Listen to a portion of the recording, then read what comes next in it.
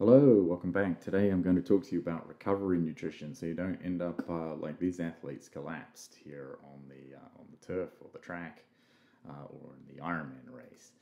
Let's take a look. What are the principles of recovery nutrition? First of all, the 4 R's. You need to rehydrate, you need to refuel, you need to replace electrolytes, and you need to rebuild muscle. Let's look into each of these in turn. First of all, rehydrating. You want to rehydrate within 15 to 60 minutes of completing your workout, your exhaustive workout, or your game. You need to consume about 1.5 liters of fluid per kilogram of weight loss. That means you have to consume about 1.5 times the weight of fluid that you have lost in terms of body weight. That will rapidly rehydrate you. That's the quickest way to rehydrate. Here you can see Claire Thompson drinking a chocolate milk and Serena Williams drinking a Gatorade. These are good choices for rapid rehydration after your competition. Next up, refuel. You need to refuel immediately. That will be in the first 15 to 30 minutes post-exercise to restore muscle glycogen and liver glycogen. And so to do that, you're going to have carbohydrates. It's a good idea to combine those carbohydrates with fluids, and it is a good idea to combine the carbohydrates and fluids with some kind of antioxidant, and that can be fruits. Tart cherry juice is one example. You may want to add protein and other nutrients as well. Really, adding antioxidants is dependent on how sore you're going to feel after the exercise. If you want to reduce soreness, you want to increase the antioxidants. So let's look at this refueling with muscle glycogen. You need to have simple carbohydrates, again 15 to up to 60 minutes post-exercise. 1 to 1.2 grams of carbohydrate per kilogram of body weight is the maximum that you need. So for somebody like me, around 70 kilos, we're talking about 70 to 80 grams of carbohydrate after an exhaustive workout. If you want, when you're refueling to replenish glycogen stores, there are two kinds of simple carbohydrates that we would like to think about. The first is glucose. Glucose will help replenish muscle glycogen, but it's relatively poor at replenishing liver glycogen. On the other hand, fructose or a glucose-fructose mixture is excellent at replenishing both muscle glycogen and liver glycogen. That's because the fructose is turned into glucose in your liver and will be rapidly stored as glycogen in your liver. So after that exhaustive workout, a mixture of glucose and fructose is a good way to go. So you can do that a number of different ways. You can have sucrose, which is a disaccharide, which is a one-to-one mixture of glucose and fructose. Sucrose is table sugar. Or you can have a mixture of glucose and fructose, or alternatively, you can mix glucose-containing foods, that's sweet foods, with fructose-containing foods, that's typically fruits. So this is a pretty good combination, something sweet with some fruit.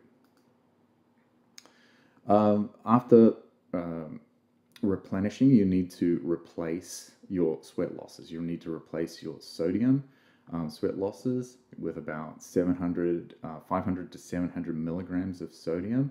Again, this can be in an electrolyte drink, but you can also eat things like pretzels, or you can have a sprinkle of salt on the food that you're eating after your workout. It's a good idea to replace potassium losses with 100 to 200 milligrams of potassium as well. And I mentioned this stuff here. This is light salt, which is a 50-50 mixture of sodium chloride and potassium chloride. It's a particularly good way of getting both sodium and potassium into your diet. Next up, rebuilding. A lot of athletes overdo rebuilding, frankly. There's a big trend to having huge amounts of protein post-workout. Frankly, you just need to have protein throughout the day, and around 20 to 30 grams of protein every 3 to 4 hours is all you need to rebuild your muscle mass to the maximum. That would be a total of 2 grams of protein per kilogram of body weight per day. But typically, athletes will want to consume about 20 to 30 grams of protein after their workouts, or at least every 3 to 4 hours during the day. So protein recommendations: aim for 20 to 25 grams of carbohydrate. This will help protein uptake. You'll have leucine content. About 3 grams of leucine is what you're going to be shooting for. Leucine stimulates muscle synthesis maximally. You would like to have 8 to 10 grams of essential amino acids. So it's best to have high quality protein. Something like whey protein is good, but a piece of fish, a piece of chicken is equally good. And essentially you can do that by having regular meals throughout the day, every 3 to 4 hours. Summary.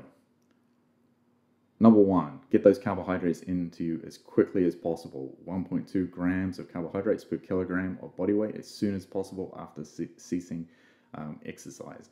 And you'll want to keep topping up your carbohydrate supplies. Avoid dehydration, so drink during the exercise, but rehydrate with at least 150% of any weight loss during the exercise, particularly if the weather is hot. Experiment with antioxidants, things like tart cherry juice or other kinds of fruits. This is less important in terms of performance, but because antioxidants can interfere with some of the long-term benefits of exercise, so you want to be kind of cautious. But if you need to recover fast because you've got a big workout the next day, then absolutely antioxidants are the way to go. Finally, you want to add some protein, something like 20 to 30 grams of high-quality protein. It's not essential to have this immediately after your workout, but it is a good idea to have this spread throughout the day, every 3 to 4 hours, and definitely get some protein before you go to sleep so you can rebuild those muscles overnight. That's really key.